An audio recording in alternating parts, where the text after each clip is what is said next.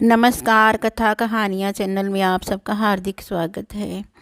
श्री गोरख पुराण जी का 28वां भाग इस तरह है। रेवत नाथ कैलाश पर्वत से चलकर ब्राह्मण के घर पृथ्वी पर पहुँचे और लड़के का शव काटकर उसके 7 भाग किए। फिर उन 7 भागों के 7 पुतले बना संजीवनी विद्या के मंत्रों के साथ जाप से 7 भाइयों को जीवन दान दिया। तब 7 बच्चों ने एक साथ रो रो कर आसमान सिर उठा लिया। तब रेवतनाथ ने उन 7 को उनकी माता के सुपुर्द किया और 12वें दिन सबके नाम संस्कार इस प्रकार किए। दीनानाथ, यदुनाथ, निरंजननाथ, गहीदीनाथ, जयनाथ, जग्गीनाथ, सारंगीनाथ रखे गए। ये 7 संसार में प्रसिद्ध हुए और सिद्ध रेवतनाथ ने उन्हें दीक्षा दे अपना शिष्य बनाया तथा उन्हें सारी विद्याएं सिखा दी। रेवतनाथ काफ़ी समय तक अपने शिष्यों के साथ रहे। देवी सरस्वती के कारण ब्रह्मा जी का कुछ वीर्य एक नागिन के सिर पर भी पड़ा था, जिसे वह निगल गई थी। दिन ब दिन उसका गर्भ बढ़ने लगा। तब आस्तिक ऋषि के मन में विचार आया, नारायणों में से एक अवतार इसके गर्भ में है जिसका नाम एरहोतन नारायण है। ये सब तुम्हें इसलिए सुनाया कि जन्मेजय नृप ने सर्प यज्ञ शुरू किया। उसमें सामग्री के स्थान पर सर्पों की आहुति दी जाएगी। अब तू सुरक्षित स्थान में छिपकर बैठ जा। तब नागिन ने पूछा, वह सुरक्षित स्थान कौन सा है? आस्तिक ऋषि ने कहा, वह सामने जो बरगद का पेड़ है उसके खोखल में तू छिपकर बैठ जा। आस्तिक जी ने हल्के वज्र प्रयोग से वृक्ष सिंचन करके स्वयं हस्तिनापुर पधारे। वहां आस्तिक ऋषि ने राजा जन्मेजय के मंडप में पहुंचकर सब ऋषियों को यह गुप्त कथा सुनाई और कहा कि उपरोक्त अवतार का जो ब्रह्म बीज नागिन के उदर में है वह संत नागनाथ नाम से प्रसिद्ध पाएगा, उसे आप मत मारना। समस्त ऋषियों ने उनके कहने को स्वीकार कर लिया और सर्प यज्ञ समाप्त होने पर उस नागिन के दिन पूरे हो गए। उसके अंडे उस खोखल में काफ़ी दिन तक सुरक्षित रहे, जिससे एरहोतन नारायण का संस्कार हुआ। जब अंडा बड़ा होकर फूटा तो उसमें रोते हुए बच्चा दिखाई दिया, परंतु वहाँ उसने संभालने वाला सिवाय भगवान के कोई और नहीं था। उस समय एक निर्धन ब्राह्मण जिसका नाम कौन धर्मा था, वह 4 वेद और 6 शास्त्रों में निपुण था। वह अपनी निर्धनता के कारण अपने जीवन से निराश हो गया था। वह पतले बनाने के लिए उसने वृक्ष से प्रतिदिन पत्ते लेने जाया करता था। एक दिन जब वह पत्ते लेने उस वृक्ष के पास पहुंचा तो उसे बच्चे के रोने की आवाज़ सुनाई दी, लेकिन उसने वहाँ कुछ दिखाई नहीं दिया। उसने सोचा कि यह आवाज़ तो बच्चे जैसी है, इस बरगद के खोखल में किसी का बच्चा रो रहा है। तभी वहाँ एक आकाशवाणी हुई, हे कौन धर्मा, इस पेड़ की खोखल में एक बालक है, तू इसे अपने घर ले जाकर प्यार से इसका लालन पोषण कर, तेरे सारे दरिद्रों का नाश होगा। ये बालक एरहोतन नारायण का अवतार है। तभी किसी ने वहाँ बांध छोड़ा, जिससे वह बरगद का पेड़ गिर गया। उसके गिरते ही रोता हुआ बालक दिखाई देने लगा।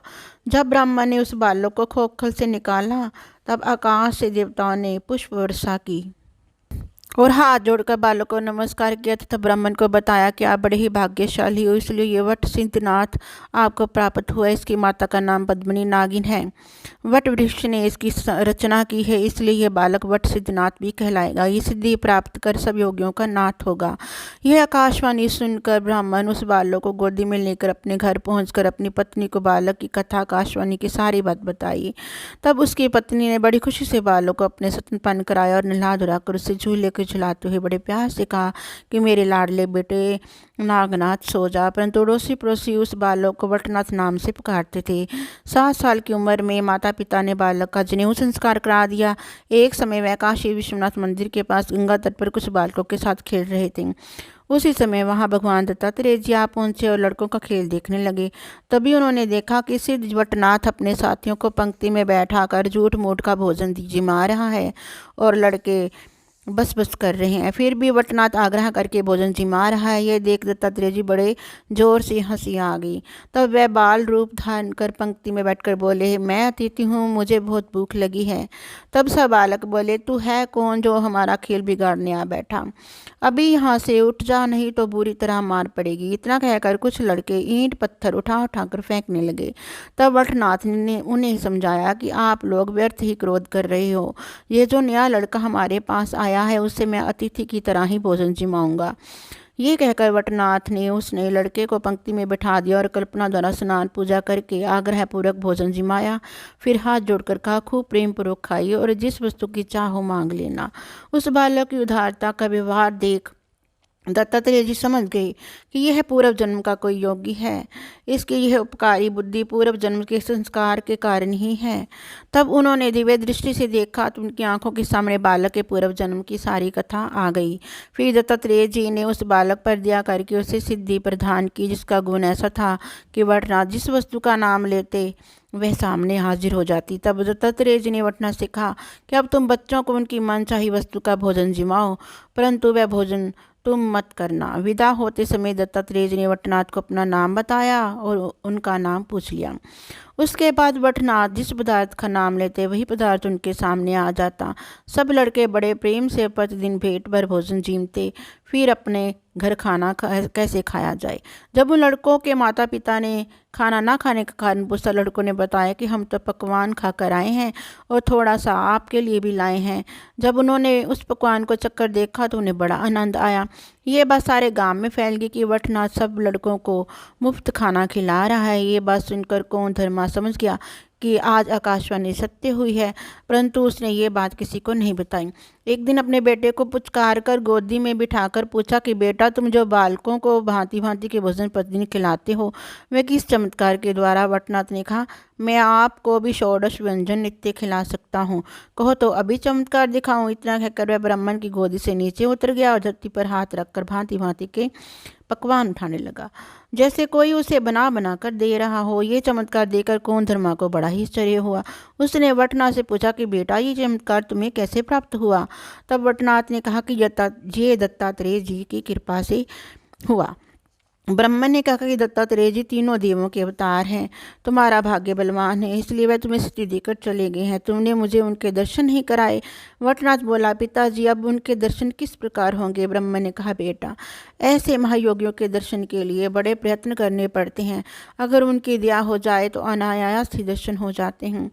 अपने पिता की ये बात सुनकर वटनाथ घर से निकल मायापुरी पंचालेश्वर होता हुआ कोल्हापुरी आ पहुंचा, परंतु दत्तात्रेय जी का कोई पता न चला। तब वटनाथ ने लोगों से दत्तात्रेय जी का पता पूछना आरंभ किया। लोगों ने समझा कि ये कोई पागल है और सब उसे पागल समझकर उस पर हंसने लगे। उन्होंने वटनाथ से कहा कि दत्तात्रेय भी जहाँ आते तो हैं, लेकिन ये किसी को दिखाई नहीं देते। वे रूप बदल बदल कर यहाँ से भिक्षा ले जाते हैं। ये सुनकर वटनाथ ने प्रश्न किया कि वह किस कारण तुम्हारे गांव में आकर भिक्षा मांगते हैं?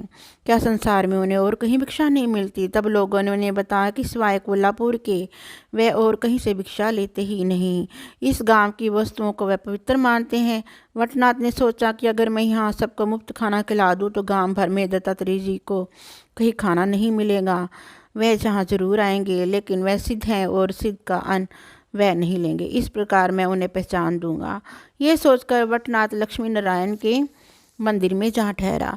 कुछ दिन पश्चात पुजारी की सहायता से लोगों को खाना खाने के लिए निमंत्रण भेज दिया। जब पुजारी बोला, सारे गांव के खाने के लिए इतने अन्न की व्यवस्था किस प्रकार करोगे? वटनाथ बोला, भोजन की व्यवस्था मैं करता हूँ, बाकी खटरा आगाप करना। पुजारी ने इस बात को मान लिया। सिद्धि के योग द्वारा वटनाथ ने अनाज, घी, दही, बूरा, मिष्ठान वगैरह की व्यवस्था कर पुजारी को बताया कि कोल्हापुर गांव में आने पर अनायास ही दत्तात्रेय जी का दर्शन होगा।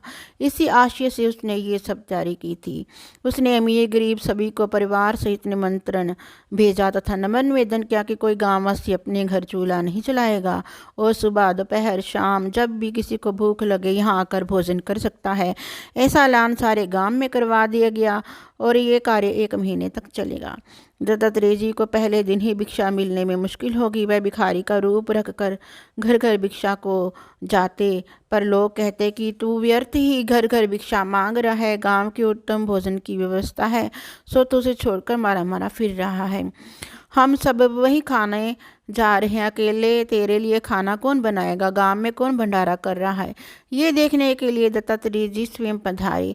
जब उन्होंने ये जाना कि ये सिद्धि का भोजन है तो उस दिन उन्होंने उपवास किया। लोगों ने उनसे काफ़ी आग्रह किया, परंतु दत्तात्रेय जी ने कहा कि मैं भिक्षा के अन्न का ही भोजन करता हूँ। इधर वटनाथ ने सोचा कि इस प्रकार दत्तात्रेय जी के दर्शन नहीं होंगे। उनके गांव के दूसरे लोगों से भी पूछा कि क्या गांव में भिक्षा मांगने कोई भिक्षुक आया था। एक आदमी ने कहा, एक भिक्षु भिक्षा मांगने नित्य आता है, लेकिन उसका भिक्षा लेने का नियम पक्का नहीं, अन्न नहीं है, वह कच्चा अन्न ही लेना पसंद करता है, क्योंकि गांव में आजकल चूल्हा जलना बंद है।